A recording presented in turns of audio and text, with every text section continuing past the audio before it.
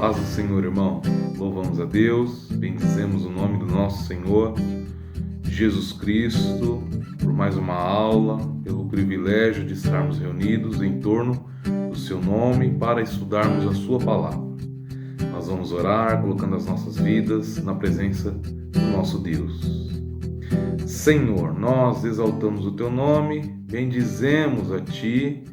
Tu és, Senhor, o nosso Salvador, tu és tudo em nós, tu és, Senhor, soberano em todos os teus feitos, Pai, e o Senhor tem nos feito muito bem. Nós te agradecemos, te louvamos por este dia, por podermos estar em tua presença para estudar, Senhor, a tua palavra e assim podermos crescer na graça e no conhecimento de nosso Senhor e Salvador Jesus Cristo.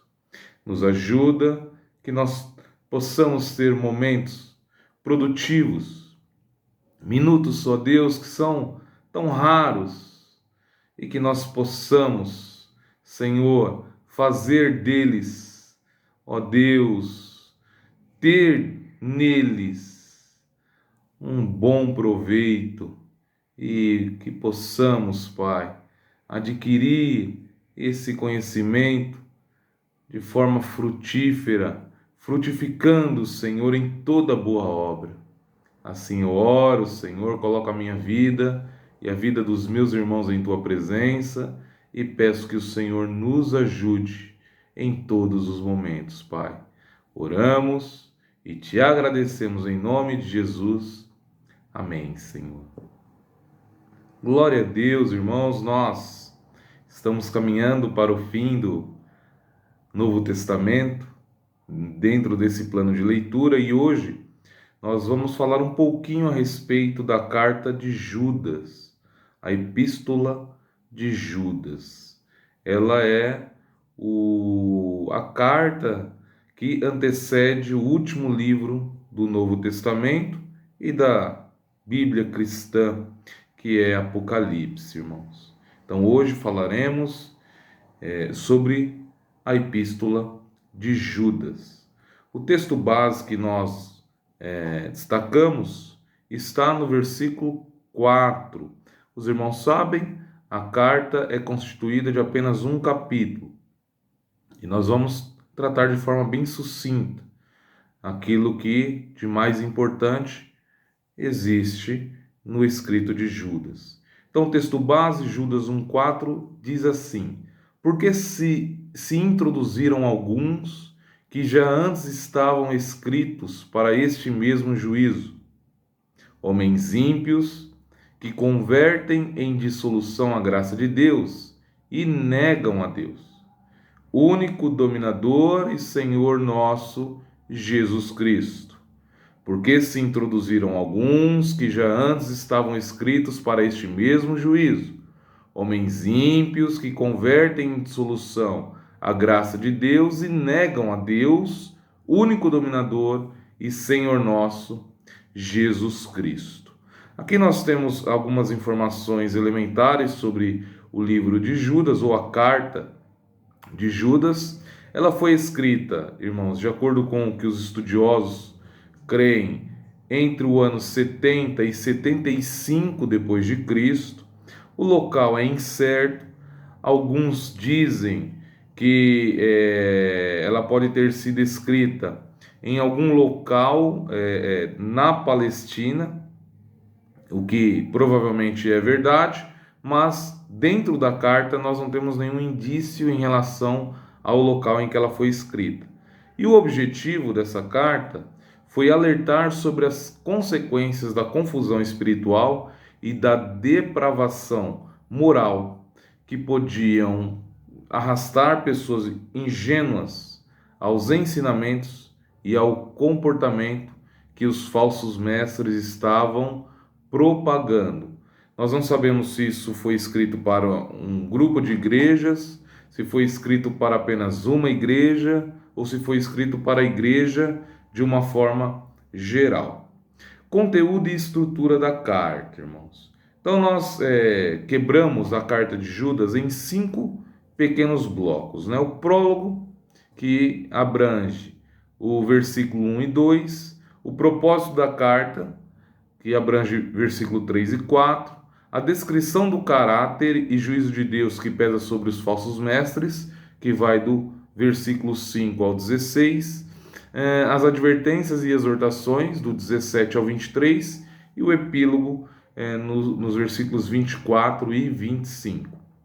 Então, os irmãos vão perceber, basicamente nós faremos uma leitura ou uma releitura da carta, né? Os irmãos já leram e têm lido também no plano de leitura, e é algo, são versículos que nós usamos o tempo todo, irmãos, que nós lemos o tempo todo, né? É uma carta, embora pequena, que contém informações muito importantes em relação à diferença entre liberdade e libertinagem, que falaremos, né? Já falamos quando tratamos a carta de Paulo aos Tessalonicenses, e falaremos mais um pouquinho hoje, e também quando se trata de escatologia. Então, o prólogo, que é o versículo 1 e 2, diz assim: Judas, servo de Jesus Cristo e irmão de Tiago, aos chamados, queridos em Deus Pai e conservados por Jesus Cristo, a misericórdia e a paz e o amor vos sejam multiplicados. Então, óbvio, a carta de Judas foi escrita por Judas. E por que é que Judas não diz também, né? Não escreve irmão de Jesus Cristo? Então, muito provavelmente porque ele não se sentiu digno desse título, né? Então ele se coloca como servo de Jesus Cristo e irmão de Tiago. E aí ele faz a saudação. Os irmãos percebam que não há um destinatário, né, específico. Não há uma igreja específica ou um grupo específico. Ele escreve aos chamados, queridos em Deus Pai e conservados por Jesus Cristo. Propósito da carta, irmãos. Pelo escrito, nós notamos que era real a presença de falsos mestres no meio ou da igreja contemporânea ou de uma determinada comunidade. É o que nós vemos no versículo 3 e o 4, que nós lemos como texto base. Então, o 3 e o 4 dizem assim: Amados, procurando eu escrever-vos com toda a diligência acerca da comum salvação, tive por necessidade escrever-vos e exortar-vos a batalhar pela fé que uma vez foi dada aos santos. Porque se introduziram alguns que já antes estavam escritos para este mesmo juízo, homens ímpios que convertem em dissolução a graça de Deus e negam a Deus, o único dominador e Senhor nosso Jesus Cristo, que foi o versículo que lemos no início. Então, dissolução aqui, lá na revista e atualizada, está traduzido como libertinagem. E aí, irmãos, eu lanço mão novamente de um tema muito importante que nós falamos na carta aos Tessalonicenses, na carta aos Gálatas, irmãos. Nós falamos um pouco, e também na carta de Tessalonicenses, de Paulo aos Tessalonicenses, que é a diferença entre liberdade e libertinagem. Então, por definição, né, quando a gente pega liberdade e vamos pesquisar o significado da palavra, o que é? Grau de independência legítimo é um substantivo feminino que significa grau de independência legítimo que um cidadão, um povo ou uma nação elege como valor supremo, como ideal. Por extensão, conjunto de direitos reconhecidos ao indivíduo, isoladamente ou em grupo ou em face da autoridade política e perante o Estado. Poder que tem o cidadão de exercer a sua vontade dentro dos limites que lhe faculta a lei. Então nós percebemos que a liberdade nada mais é do que o poder que, como lemos, o cidadão tem de fazer aquilo que ele deseja, desde que esteja dentro dos limites estabelecidos por uma lei, dentro dos limites estabelecidos por regras, dentro de limites estabelecidos para a sua conduta, né? E a liberdade é diferente da libertinagem. E o que é a libertinagem? É o estilo de vida libertino, abandono dos bons costumes, designação de deboche ou desregramento, libidinagem, licenciosidade ou volúpia. Então, a ameaça que essa igreja estava, né, sofrendo, ela era real. Nós vemos e veremos que esses falsos mestres já estavam dentro da igreja. Eles faziam parte dessa igreja, né? Então veja, liberdade é diferente de libertinagem. Em Cristo nós somos livres. Nós sabemos pela própria palavra do Senhor que onde está o Espírito do Senhor, aí há liberdade. Se o Filho vos libertar, verdadeiramente sereis livres. Mas nós somos, né? Nós participamos de uma liberdade estabelecida dentro dos limites que a própria palavra de Deus confere. E a libertinagem, se nós trouxermos para um contexto cristão, ela abandona todo o limite, não existe nenhum controle em relação a essa liberdade, né? E aí a realidade infeliz de pessoas que extrapolam, né? Esse direito ou essa liberdade e avançam rumo ao descumprimento de leis que estão de acordo com a palavra de Deus, né? Ou estabelecidas pela palavra de Deus. E qual era, né, o combate aí de Judas? Quem ele estava combatendo? Se os irmãos pegarem dentro da segunda carta de Pedro, no capítulo 2, os irmãos verão que o conteúdo é muito parecido com a carta de Judas, mas muito parecido mesmo, irmãos. E quem era, né? Ou quem eram esses que eles estavam combatendo? Havia, como existe hoje, né, uma filosofia chamada de antinomianismo. O que é o antinomianismo? Seria, né, de uma forma mais simples para nós entendermos, anti-lei. Não existe lei, o anti-regra, limite. Não existe nada que limita, né? Ou cresce que não existe nada com a capacidade ou o direito de impor limites, né? Os antinomianos ensinavam que uma vez que a salvação se dá somente pela graça, os requisitos da lei moral eram irrelevantes. Também desprezavam todo e qualquer tipo de autoridade espiritual. De uma forma bem objetiva, irmãos, é aquele velho debate entre lei e graça, né? Aquela velha luta em que muitos não compreendem que, embora estejamos debaixo da graça, né, e vivemos na presente dispensação da graça, isso não significa que nós não estamos sujeitos a limites estabelecidos pela própria palavra de Deus, condizentes com a santidade exigida por Deus na vida daqueles que se dizem filhos de Deus.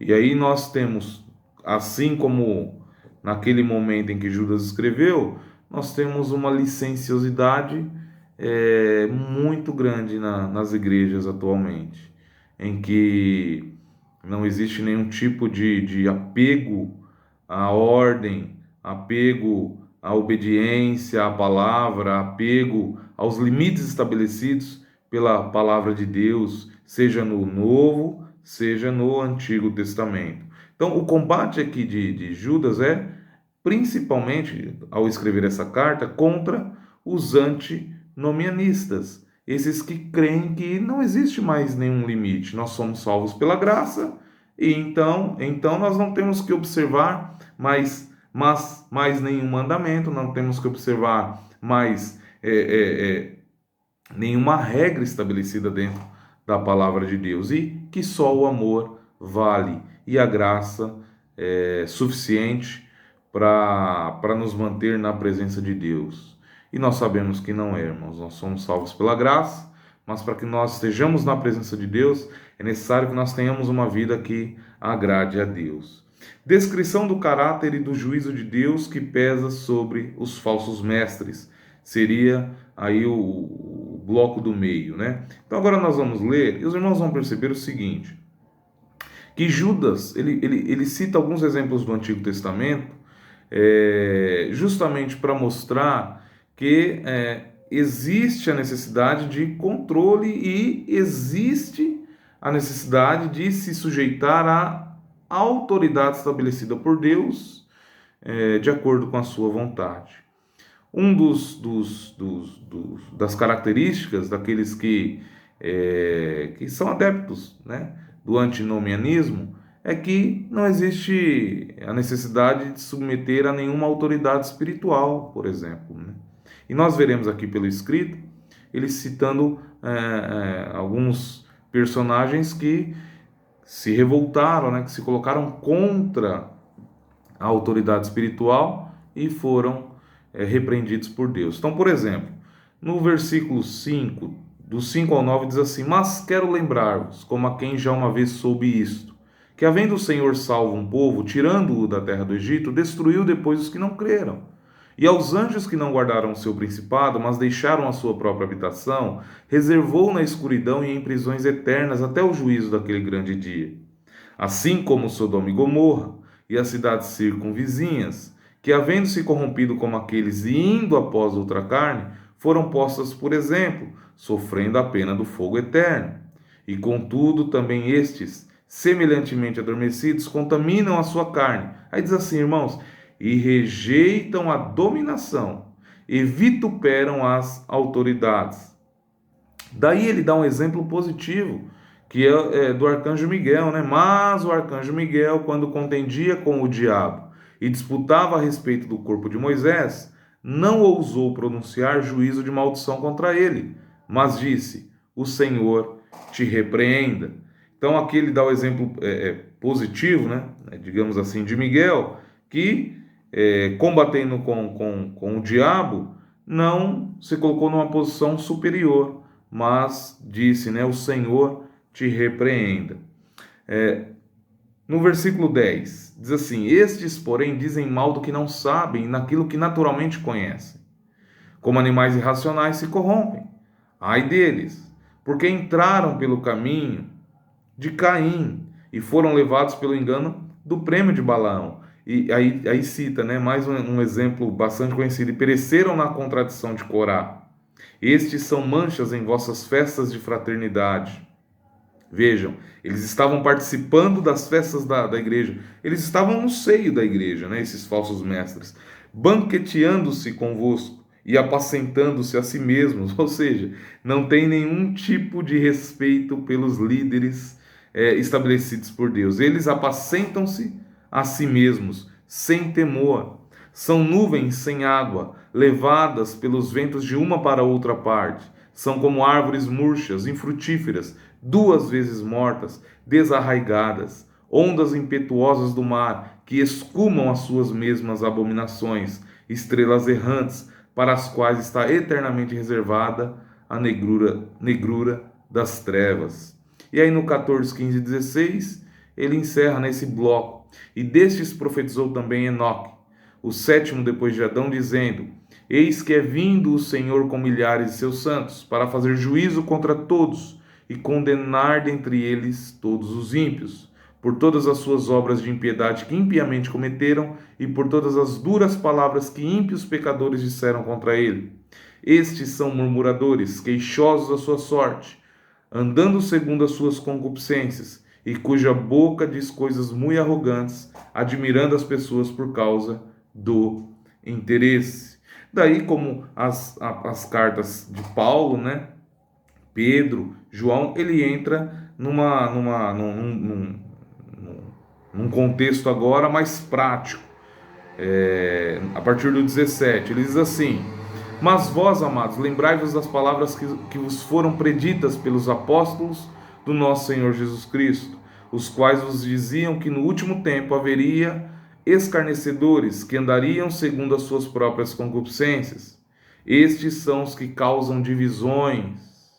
Então, pelo fato de crerem que não existe mais nenhum tipo de necessidade de cumprir os mandamentos, pelo fato de não observarem a autoridade estabelecida por Deus no meio da igreja, na vida de homens levantados pelo próprio Deus, eles causam divisões na igreja.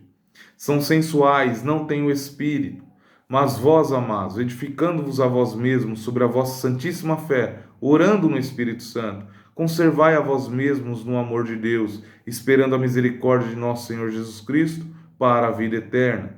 E apiedai-vos de alguns que estão duvidosos, e salvai alguns, arrebatando-os do fogo. Tende deles misericórdia com temor, aborrecendo até a roupa manchada da carne. E aí ele encerra com um epílogo, né? É um encerramento.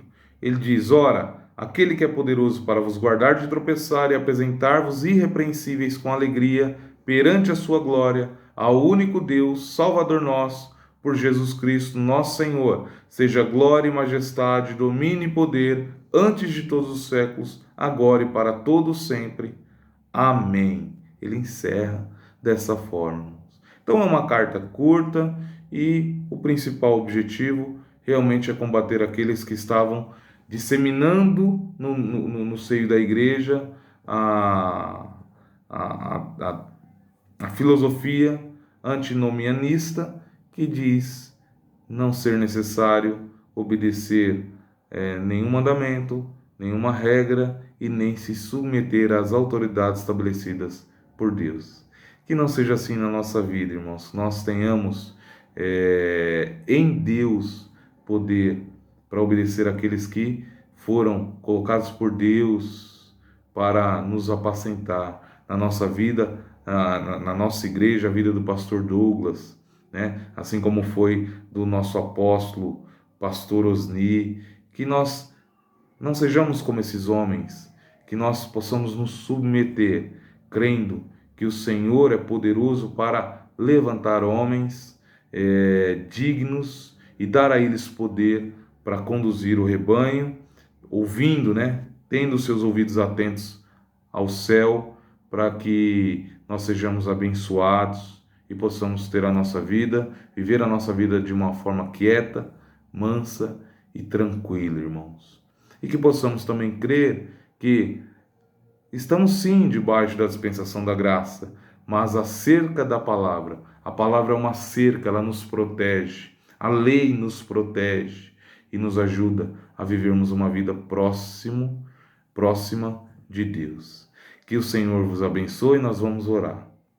Senhor da glória, nós te agradecemos, Senhor, por este dia, te louvamos por esta aula, Pai. Pedimos, Senhor, que, ó Deus poderoso, que nós possamos ter uma vida que te agrade, uma vida, Senhor, que esteja de acordo com a tua vontade, uma vida, Senhor, que, ó Deus, sirva para te bendizer, para te exaltar, para te glorificar, e que nós sejamos, Senhor, obedientes à tua palavra, Senhor, vivendo de uma forma, ó Deus, santa, obedecendo, Senhor, ó Deus, a tua visão que é dada, Senhor, ao teu servo, no nosso caso, na nossa igreja, ao nosso pastor Douglas, Pai, ó Deus, e que nós possamos nos submeter, ó Santo de Israel, à grandeza da tua palavra, Pai, ó Deus, a exigência da tua palavra, e não sejamos, Senhor, como essas ondas citadas por Judas, Pai, que espumam da sua própria maldade. Senhor, nos ajuda, nós precisamos de Ti. Dá-nos um domingo abençoado, Pai, em Tua presença. Nós nos colocamos diante de Ti e que possamos em breve, Senhor, Senhor, à tarde, à noite, estar na Tua casa, exaltando, glorificando e bendizendo o Teu nome, Pai. Assim nós oramos e nos colocamos em Tua presença. te agradecendo, Senhor, em nome de Jesus e para a tua glória. Amém. Glória a Deus. Deus abençoe os irmãos, tenham um domingo abençoado e fiquem na gloriosa paz do nosso Senhor e Salvador Jesus Cristo. Maranata, ora vem, Senhor Jesus. Paz, irmãos. Deus abençoe.